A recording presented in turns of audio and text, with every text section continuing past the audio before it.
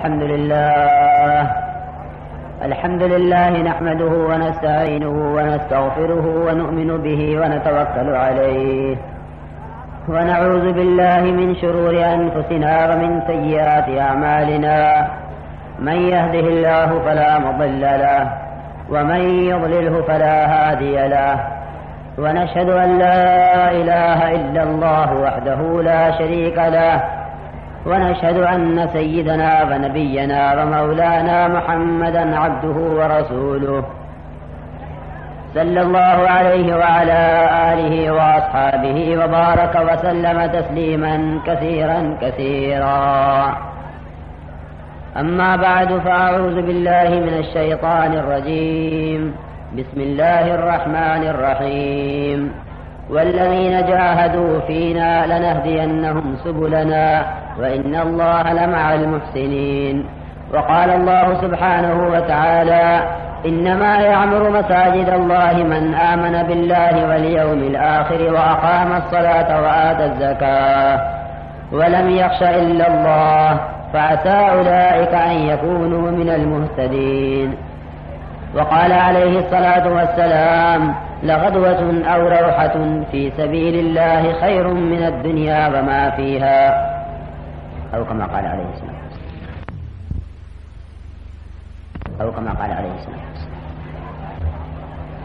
میرے عزیزو، دوستو اور بزرگو، دین کے بغیر کامیابی کا کوئی راستہ نہیں ہے. کامیابی کا واحد راستہ ہے دین کا اختیار کرنا. وَمَن يَبْتَغِ غَيْرَ الْإِسْلَامِ دِينًا فَلَن يُقْبَلَ مِنْهُ، کہ جو اسلام کے علاوہ کسی دین کا طالب ہوگا، اسلام کے علاوہ کسی دین کا طلبگار ہوگا، اللہ تعالی کے یہاں وہ قبول نہیں کیا جائے گا. کے راستے میں، زراعت کے راستے میں، ملازمت کے راستوں میں، اسباب کے راستوں میں، حکومتوں کے راستوں میں، ان میں ہدایت نہیں ہے، بلکہ یہ سارے راستے تو گمراہی کے راستے ہیں. کیونکہ تجارت قوم شعیب کا کام، باغات قوم سبا کا کام، بادشاہتیں یہ فرعونیت اور نمرودیت کا راستہ، اور صنعتیں کہ قوم صالح کا کام. ان راستوں سے اگر ہدایت ملتی یا یہ راستے ہدایت ہوتے تو ان سب کو ہدایت ملتی، یہ ہدایت پر ہوتے. لیکن ہدایت کا راستہ صرف انبیاء علیہ السلام کا راستہ ہے. تو نبیوں کے راستے سے اور نبیوں کے طریقہ محنت سے ہدایت ملے گی، تجارت سے ہدایت نہیں ملے گی، اور اسباب سے ہدایت نہیں آئے گی.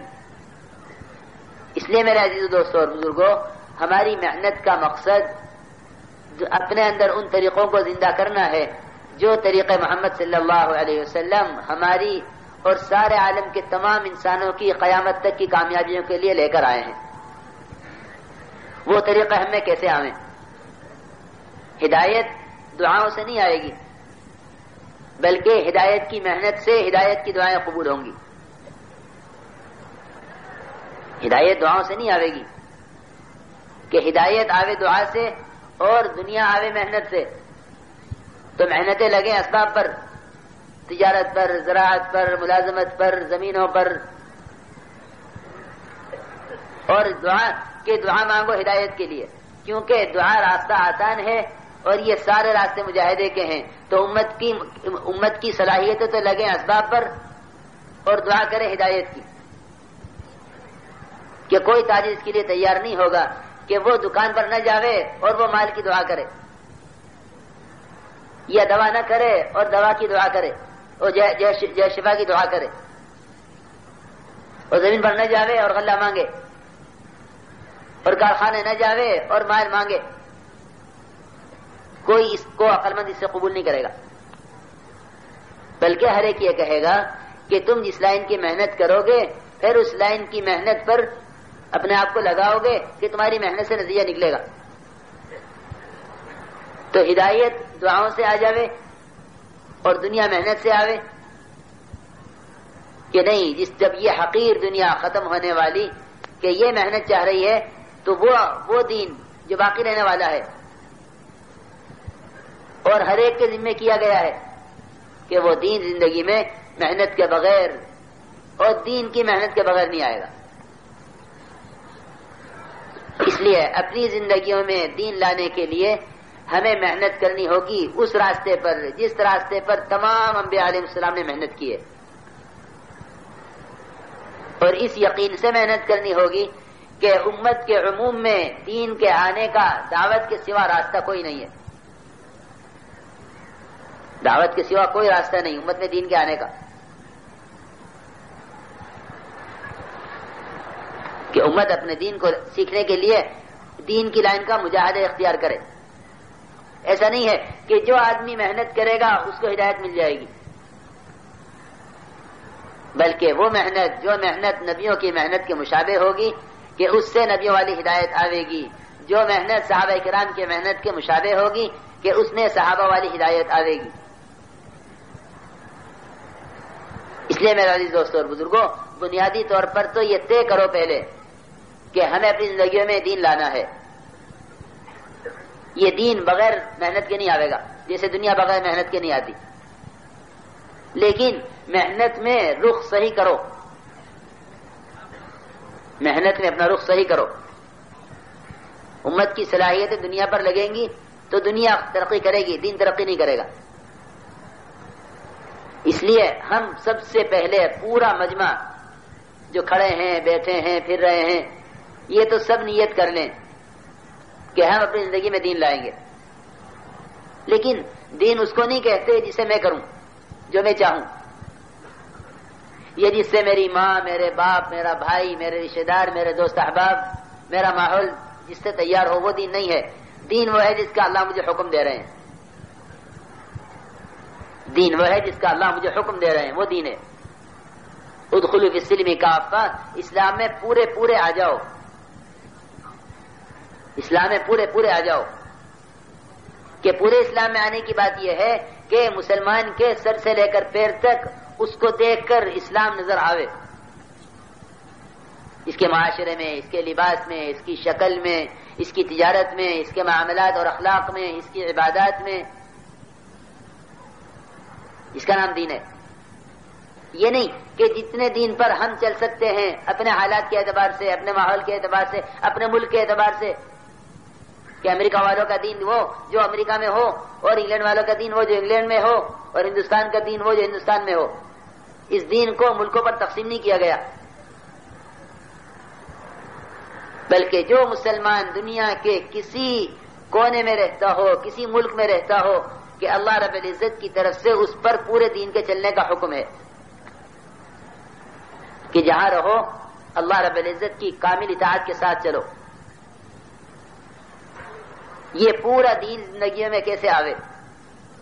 میرے بزرگوں عزیز دوستو، یہ پورا دین آئے گا زندگی میں یقین کے راستے سے۔ پہلی شرط یہ ہے، کیونکہ مومن نکیل پڑے ہوئے اونٹ کی طرح ہے، یہ مومن کی علامت ہے کہ مومن اللہ کا حکم ضائع نہیں کرے گا، کہ مومن اللہ کا حکم ضائع نہیں کرے گا، اور مومن اللہ کے دین سے کھیلے گا نہیں۔ اللہ کے دین سے کھیلنا کیا ہے؟ اللہ کے دین سے کھیلنا یہ ہے کہ اپنی اپنی طبیعت کا دین اختیار کرو، اور جس دین پر طبیعت نہ چلے اس کو چھوڑ دو۔ یہ اللہ کے دین کے ساتھ کھیل ہے، کہ یہ اللہ کے دین کے ساتھ کھیل ہے کہ جتنے دین پر چلنے میں طبیعت لگے اتنا دین اختیار کرو، اور جو دین مجاہدے کا ہے اس کو چھوڑ دو، سہولت کا دین لے لو۔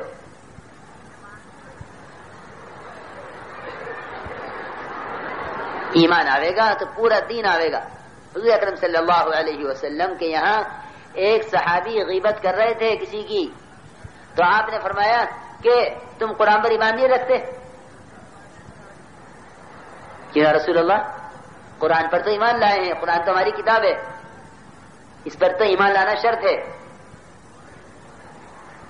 آمنت باللہ و ملائکتہ و کتبہ، کہ جس طرح اللہ پر ایمان لایا ہوں کہ اس طرح اللہ کی کتاب پر بھی ایمان لایا ہوں۔ فرمایا کہ جب تم اللہ کی کتاب پر ایمان لائے ہو تو غیبت کیوں کر رہے ہو؟ غیبت کو تو قرآن نے حرام کہا ہے۔ تو آپ نے فرمایا کہ تم قرآن کے ساتھ کھیل رہے ہو، کہ تم قرآن کے ساتھ کھیل رہے ہو۔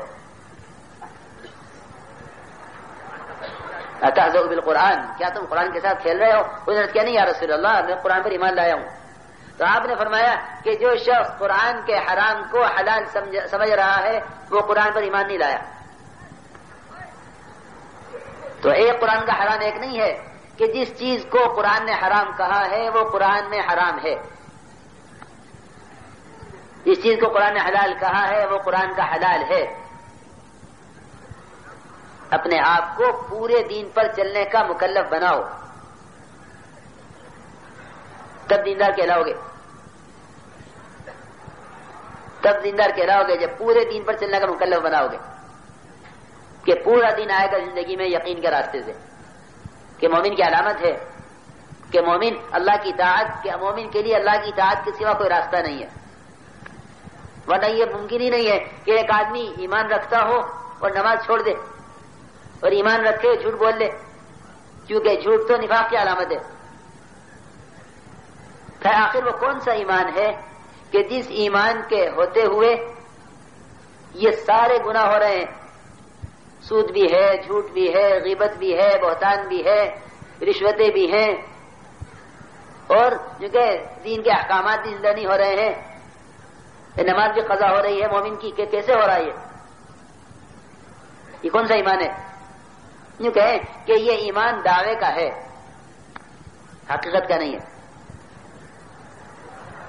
کہ دعوے کا ایمان ہے۔ کہ دعوے کا ایمان امت میں کب پیدا ہوتا ہے؟ کہ دعوے کا ایمان جب پیدا ہوتا ہے جب ایمان کی دعوت ختم ہو جاتی ہے۔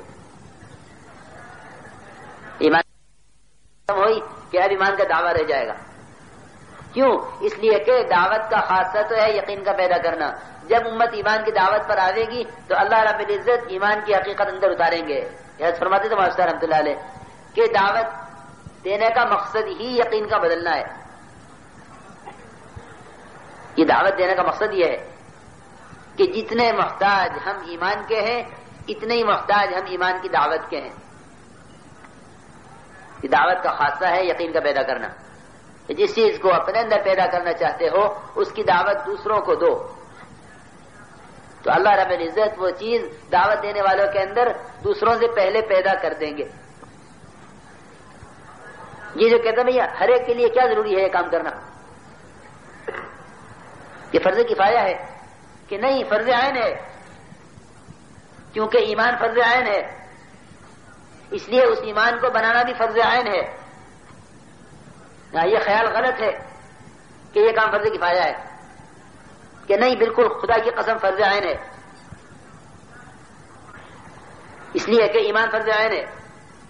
ایمان سیکھنا فرض ہے مومن کے لیے، مومن کے لیے ایمان سیکھنا فرض ہے اور فرض عین ہے۔ جس طرح نماز فرض عین ہے اس طرح نماز کا سیکھنا بھی فرض عین ہے، جس طرح ایمان فرض عین ہے ایمان کا سیکھنا بھی فرض عین ہے۔ جنہوں نے اس محنت کو فرض کفایہ سمجھا وہ بالکل وہ ناواقف ہے اس کام سے، ان میں ایمان کے بنانے کا فکر نہیں پیدا ہوا کہ ایمان کی دعوت کی ضرورت اس لیے ہے تاکہ ایمان کی دعوت سے ترقی کرے۔ صحابہ کرام ایمان کی دعوت ایک دوسرے کو دیا کرتے تھے، مشرکین کو ایمان کی دعوت نہیں دیتے تھے، ایمان کی دعوت دیتے تھے ایمان والوں کو کہ آؤ بیٹھو تھوڑی دیر ایمان لے آویں۔ یہ جو روزانہ کی محنت ہے مسجد کی، اس مسجد کی آبادی کی محنت سے یہ چاہا جا رہا کہ ہر طبقے کے لوگوں کو ان کے ماحول سے نکال کر مسجد کے اندر ایمان کے حلقوں میں جوڑو، کہ ایمان کے حلقوں میں جنت کی، دوزخ کی، قبر کی، حشر کی، ملائکہ کی، اللہ کی قدرت کی، اس کی عظمت کی، اس کی بڑائی کی یہ باتیں ہوں، تاکہ اللہ کے غیبی نظام کا یقین آوے اس کے تذکروں سے اور ظاہر کا یقین ٹوٹے اس کے تذکروں کو چھوڑ کر، کہ باطل نہیں مرتا جب تک اس کے تذکرے نہ چھوڑے جائیں، کہ باطل ہے کیا، کہ باطل کسے کہیں کہ جو کچھ اللہ کے ذکر کے سوا ہے سب باطل ہے، سب باطل ہے جو اللہ کے ذکر کے سوا ہے، کہ وہ اتنی غفلت پیدا کرے گا اللہ کا غیر کہ وہ اللہ کے حکموں پر چلنے میں رکاوٹ بنے گا۔ اس لیے میرے بزرگوں عزیز دوستو، سب سے پہلا بنیادی کام جو ہم سب کا ہے وہ یہ ہے کہ ہم وہ یقین سیکھیں جو یقین ہمیں اللہ کے حکموں پر ڈال دے، اللہ کی اطاعت پر چلاوے اور اعمال اس ایمان سے اندر کا تقاضا بنے۔ پہلا کام اس کے لیے یہ ہے کہ ہم اپنے یقینوں کو درست کرنے کے لیے دوسروں کو ایمان کی دعوت دیں گے۔ یہ ہمارا پہلا کام ہے۔ بلکہ حضرت فرماتے تھے مولانا صاحب رحمۃ اللہ علیہ کہ اگر میں اس کام کا کوئی نام رکھتا تو تحریک ایمان اس کا نام رکھتا، کہ اپنے ایمان کو حرکت دینے کے لیے، اپنے ایمان کے اندر قوت پیدا کرنے کے لیے دوسروں کو ایمان کی دعوت۔ ایمان کی دعوت میں کیا ہے کہ ایمان کی دعوت میں اللہ کی قدرت کا، اللہ کی بڑائی کا، کہ اللہ کی قدرت کا تعارف کرانا ہے، اس کی بڑائی کو بیان کرنا ہے تاکہ اس کی قدرت کا یقین دل میں اترے اور اس کی بڑائی دل میں اتر کر اس کے غیر کی بڑائی دل سے نکلے۔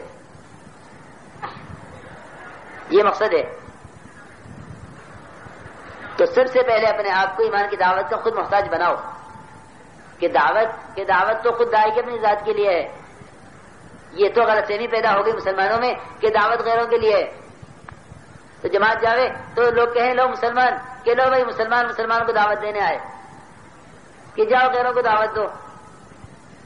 کہ ایمان کی دعوت ایمان والوں کے لیے، یا ایھا الذین آمنوا آمنوا، ایمان والو ایمان لاؤ، اور اسلام کی دعوت غیروں کے لیے، اسلموا تسلموا، اسلام لے آؤ محفوظ ہو جاؤ گے۔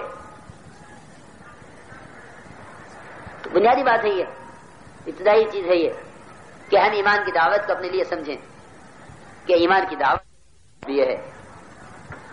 اس طرح ہم اپنے یقینوں کو بدلنے کے لیے روزانہ مسجد کو وقت دیں گے، مسجد میں، تعلیم کے حلقوں میں اور دعوت کے حلقوں میں، ایمان کے حلقوں میں، اس میں بیٹھ کر ایمان سیکھو۔ یہ صحابہ کی سنت ہے جو امت سے ختم ہو گئی،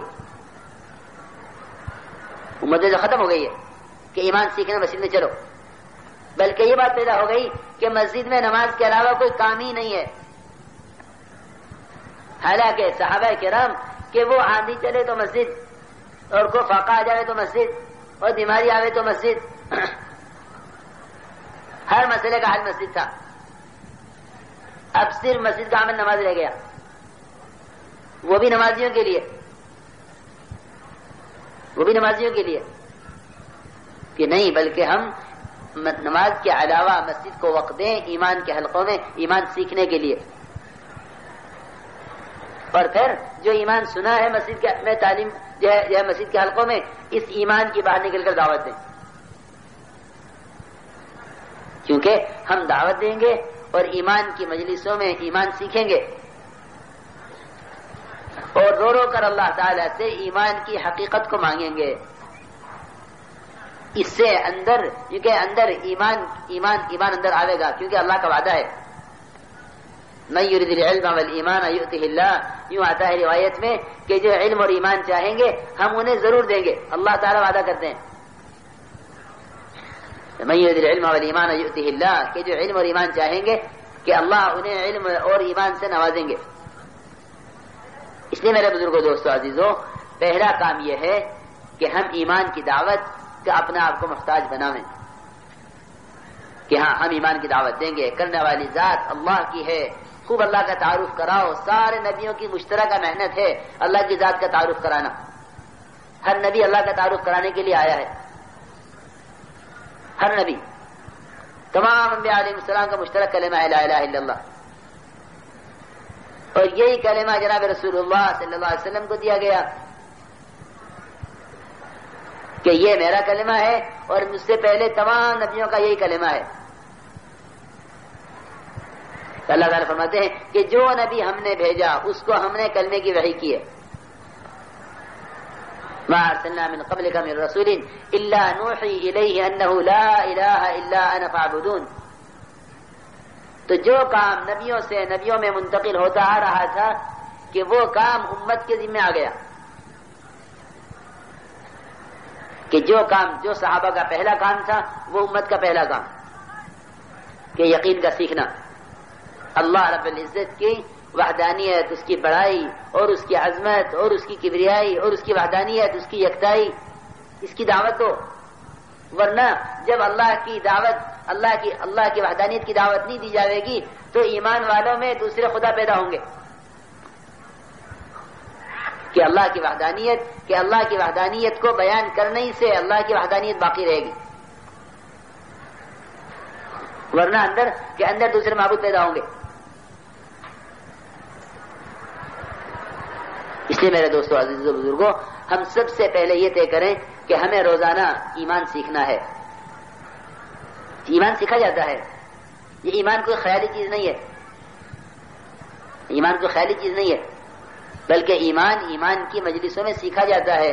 امت کے اندر اس بات کا یعنی رواج ڈالو، شعور پیدا کرو کہ ہاں ہمیں ایمان سیکھنا ہے، تو روزانہ طے کرو کہ ہمیں مسجد کو وقت دینا ہے ایمان سیکھنے کے لیے، اور اس ایمان کی دعوت دو ہر ایک کو، اور رو رو کر اللہ تعالیٰ سے پھر ایمان کی حقیقت کو مانگو۔ اللہم انی اسألک ایمانا یباشر قلبی، کہ مسنون دعائیں بھی ایمان کی ہیں جس میں ایمان کو مانگا جا رہا اللہ سے، اور حکم ہے اس کا کہ ایمان ایسے لاؤ جیسے ایمان صحابہ کرام لائے ہیں۔ تو ایمان صحابہ تو نمونہ ہے، ایسے ایمان لاؤ جیسے ایمان صحابہ لائے۔ ہمیں بھی اس کا حکم ہے، قیامت تک انسانوں کو حکم ہے کہ ایمان لاؤ جیسے ایمان صحابہ کرام لائے، کہ وہ ایمان کیسے آئے گا، کہ وہ ایمان ان کے طریقے سے آئے گا، کہ جب یہ ایمان آئے گا تو پھر اطاعت اندر آئے گی، کہ پھر اندر اطاعت پیدا ہوگی، وہ اطاعت اللہ کو راضی کرے گی، اللہ کی رضا سے حالات ٹھیک ہوں گے، دنیا آخرت کی نجات اس میں ہے۔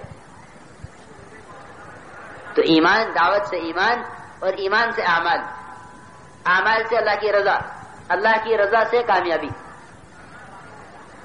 ایسا نہیں ہے کہ محنت سے اسباب اور اسباب سے دین، اور دین سے حالات کا ٹھیک ہونا، کہ نہیں اسباب سے دین نہیں چلتا، بلکہ دین سے اسباب چلتے ہیں، اسباب سے دین نہیں چلتا۔ یہ خیال غلط ہے کہ اسباب ہوں گے تو دین چلے گا، نہیں میرے دوستو، دین ہوں گے تو یہ اسباب چلیں گے تابع ہو کر، اور اگر دین نہ ہوا، اسباب ہوئے، تو اسباب کی پیٹھ پر دین نہیں چلے گا، کہ بغیر دین کے تو اسباب پر بے دینی چلے گی۔ اس لیے ہم سب سے پہلے یہ طے کریں کہ ہمیں ایمان سیکھنا ہے، ایمان کی دعوت سے، ایمان کی مجلسوں میں بیٹھ کر ایمان سیکھو، اور رو رو کر اللہ سے ایمان کی حقیقت کو مانگو، کہ جب یہ ایمان آئے گا تو پھر اطاعت آئے گی، کہ اطاعت کا سب سے بڑا مظہر نماز ہے، اطاعت کا سب سے بڑا مظہر نماز ہے۔ موسیٰ علیہ السلام کو اللہ تعالیٰ اپنے کلمے کے، اپنے تعارف کے بعد سب سے پہلا حکم نماز کا دے رہے، اننی انا اللہ لا الہ الا انا فاعبدنی واقم الصلاۃ لذکری، کہ موسیٰ نماز قائم کرو میری یاد کے لیے، کہ نماز اللہ کی یاد کے لیے دی گئی ہے، نماز اللہ کی یاد کے لیے دی گئی ہے، کہ جو نماز کو قائم کرے گا، کہ یہ نماز اس میں اللہ کی یاد پیدا کرے گی، اور جو نماز کو ضائع کرے گا، کہ سب سے زیادہ اللہ سے دور کرنے والی چیز نماز کا چھوڑنا ہے، سب سے زیادہ اللہ سے دور کرنے والی چیز نماز کا چھوڑنا ہے، کیونکہ نماز کا چھوڑنا کہ یہ کفر تک پہنچا دیتا ہے، کفر تک پہنچنے کا سب سے زیادہ مختصر راستہ نماز کا چھوڑنا ہے، نماز کا چھوڑنا کہ یہ کفر سے ملا دیتا ہے، کیونکہ کفر اسلام کے درمیان جو باڑ ہے وہ صرف نماز ہے، جو آڑ ہے، جو دیوار ہے وہ نماز ہے، کہ جب مسلمان نماز چھوڑ دے گا تو پھر اس کے کفر تک جانے میں کوئی رکاوٹ نہیں ہے، کہ یہ کفر کے راستے پر پڑ گیا، یہ مسلمان کفر کے راستے پر پڑ گیا، امت میں ارتداد آتا اسی راستے سے، کہ جو نماز پر ہیں کہ وہ دین پر باقی رہیں گے، اور دین پر کے اسلام پر تو کم سے کم رہیں گے۔ کیوں؟ حضرت عمر رضی اللہ عنہ کی آخری بات یہ تھی دنیا سے جاتے جاتے کہ اس شخص کا اسلام میں کوئی حصہ نہیں ہے جس کی زندگی میں نماز نہیں ہے۔ لوگ دھوکے میں ہیں، مسجد بنا دیں گے تو اسلام میں حصہ پڑ جائے گا، اور مدرسہ بنا دیں گے تو اسلام میں حصہ پڑ جائے گا، اور یتیموں میں اور جو ہے یتیموں کے لیے گھر بنا دیں گے تو اسلام میں حصہ پڑ جائے گا، اور غریبوں کو کمبل تقسیم کریں گے سردی میں تو اسلام میں حصہ پڑ جائے گا، اور دواخانے کھلوا دیں گے اور اسپتال بنوا دیں گے اور کنویں کھدوا دیں گے اور بجلی لگوا دیں گے.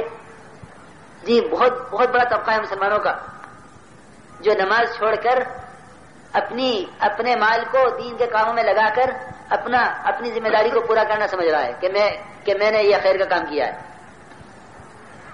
حالانکہ حقیقت یہ ہے کہ جس شخص کی زندگی میں نماز نہیں اس کا اسلام میں کوئی حصہ ہے ہی نہیں قطعاً.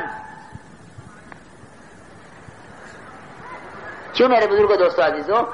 اسلام کے اندر دوسرے خیر کے کام غیر مسلم بھی کر رہے ہیں، کرتے ہیں، کریں گے. حضور اکرم صلی اللہ علیہ وسلم کے زمانے سے کرتے آ رہے ہیں، حضور کے زمانے سے کرتے آ رہے ہیں غیر مسلم کے کام. مسلمانوں کی مدد کیوں؟ اس لیے کہ مسلمانوں کی مدد ان کی دنیا میں کہ یہ تو ان کی حاجت ہے، اور حاجتیں تو سب میں برابر ہیں، مسلمانوں کے غیر مسلم ہو.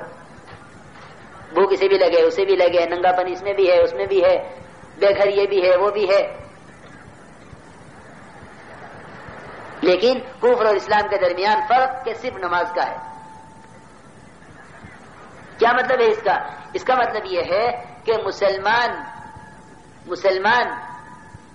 سے بہت سے برے کام ہو سکتے ہیں لیکن مسلمان نماز نہیں چھوڑ سکتا. غیر مسلم بہت سے اچھے کام کر لے گا لیکن غیر مسلم نماز نہیں پڑھے گا. بہت سے اچھے کام کر لے گا، غریبوں کا کام بھی آئے گا، جھوٹ بھی نہیں بولے گا، کسی کو دھوکہ بھی نہیں دے گا. بہت سے غیر مسلم کسی کو دھوکہ نہیں دیتے تجارت میں، یا اپنی چیز اصلی بناتے ہیں، دھوکہ نہیں دیتے، لیکن وہ نماز نہیں پڑھتے. اور مسلمان کہ یہ بہت سے برے کام کر لے گا، انسان ہے، بشر ہے،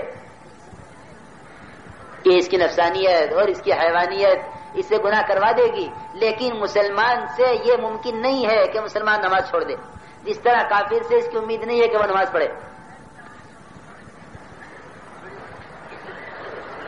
تو کفر اسلام کے درمیان فرق ہے نماز کا. اس نماز کو اپنے اندر اتارنے کے لیے سب سے پہلا کام یہ ہے کہ ہم دوسروں کو نماز کی دعوت دیں. میں سچی عرض کرتا ہوں، اگر بے نمازی نماز کی دعوت پر آ جائیں تو یہ نماز پر ہمیشہ کے لیے قائم ہو جائیں گے. لیکن مشکل یہ ہے کہ وہ اپنے آپ کو اس وقت تک نماز کی دعوت دینے کا اہل نہیں سمجھتے جب تک خود نماز نہ پڑھیں. اور ہم یہ کہہ رہے ہیں کہ جب تک وہ نماز کی دعوت دے گا نہیں اس وقت تک نماز پر آئے گا نہیں. دعوت کا خاصہ یہ ہے، لوگ سمجھتے ہیں کہ یہ کام دوسروں کی اصلاح کے لیے ہو رہا ہے، کہ دھوکے میں وہ جو اس کام کو دوسروں کی اصلاح کے لیے سمجھے وہ اس کام کو نہیں سمجھا. جو اس کام کو دوسروں کی اصلاح کے لیے سمجھے وہ اس کام کو نہیں سمجھا. اس کام کو وہی سمجھا ہے جو اس کام سے سب سے پہلے اپنی اصلاح کی نیت کرے، وہ اس کام کو سمجھ گیا. مولانا صاحب رحمۃ اللہ علیہ فرماتے تھے اس کام کو جو دوسروں کی اصلاح کے لیے کریں گے ان کی اصلاح تو ہوگی نہیں، دوسروں کی چاہے ہو جائے لیکن ان کی اپنی نہیں ہوگی. اور جب یہ دوسروں کے لیے کریں گے تو پھر یہ جلدی کام چھوڑ بھی دیں گے. یہ بھی حقیقت ہے. ہم نے ان کو نماز کو کہا وہ تیار نہیں ہوئے، پھر ہم نے چھوڑ دیا. ہم نے ان کو تعلیم کے لیے کہا وہ نہیں آئے، پھر ہم نے چھوڑ دیا. تو اس طرح گشت بھی چھوٹے گا، تعلیم بھی چھوٹے گی، نماز بھی چھوٹے گی. کہ اس کام کو جو اپنے لیے کرے گا وہ تو اس سے قائم رہے گا. جس طرح تاجر تجارت اپنے لیے کرتا ہے اور وہ تجارت پر قائم رہتا ہے کہ بہت سے گاہک اس کی چیز کو قبول نہیں کرتے لیکن وہ تجارت نہیں چھوڑ دیتا کہ یہ نہیں لیں گے تو دوسرے لیں گے. ہدایت تو ایسا تو ہے نہیں کہ ہدایت کسی کی قسمت میں ہے ہی نہیں، کہ نہیں، ہدایت تو کہ کس کی قسمت میں ہے کس کی نہیں ہم نہیں جانتے. ہمارے ذمہ تو سب پر محنت کرنا ہے. جس طرح تاجر سب کو چیز پیش کرے گا، کوئی لے گا کوئی نہیں لے گا، لیکن وہ تجارت نہیں چھوڑ دیتا کہ لوگ نہیں خریدتے چلو چھوڑ دو، کہ نہیں، ایسا نہیں ہے. اور ہم محنت کریں دوسروں کے لیے، جب وہ انکار کر دیں گے تو پھر ہم اپنی محنت چھوڑ دیں گے، مایوس ہو جائیں گے. اس لیے میرے بزرگوں دوستو عزیزو، بنیادی طور پر یہ طے کر لو کہ جس چیز کی دعوت ہے ہماری اپنی ذات کے لیے ہے تو یہ چیز ہمیں ترقی بھی دے گی اور یہ چیز ہمیں اس محنت پر قائم بھی رکھے گی.